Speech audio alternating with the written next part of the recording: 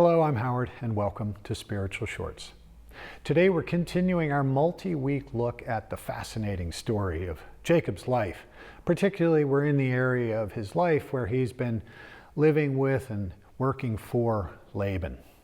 It's a story that in the symbolic language of the Bible represents the struggle of breaking free from things that no longer serve us.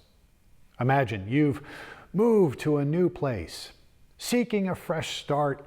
You meet someone welcoming. They offer you a job and a place in their life. It seems perfect at first, but over time you realize that they're taking more than they're giving.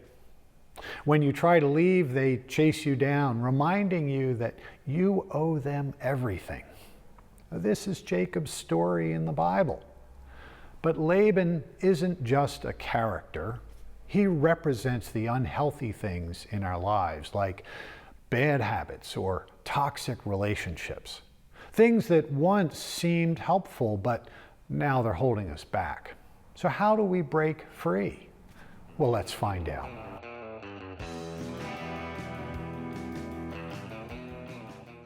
Before Jacob leaves Laban, he had to make a decision to do so. I need to go home. This was the first step. Often we feel trapped by our own unhealthy patterns, like people-pleasing or being overly critical and judgmental. We think it's just who we are. But these habits aren't our true identity, at least not the image of us that God holds. Recognizing that is the first step to freedom. But why do we stay stuck in unhealthy situations? Well, because we get something from them. Jacob gained wives, children, and wealth from Laban. And similarly, maybe people-pleasing makes you feel needed, or being critical makes you feel in control. These things aren't all bad, but they aren't the final destination. Recognizing what we gain helps us understand why we're holding on to it. But also, it prepares us to let go. At some point, these things start taking more than they give. Laban wanted to claim everything that Jacob worked for. Just like bad habits or toxic relationships can drain us. We need to realize when the cost is too high, when it's no longer worth staying in that pattern.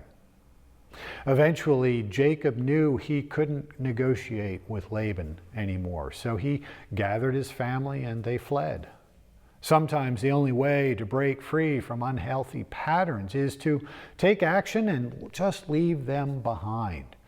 It's not about running away in fear. It's about protecting our future.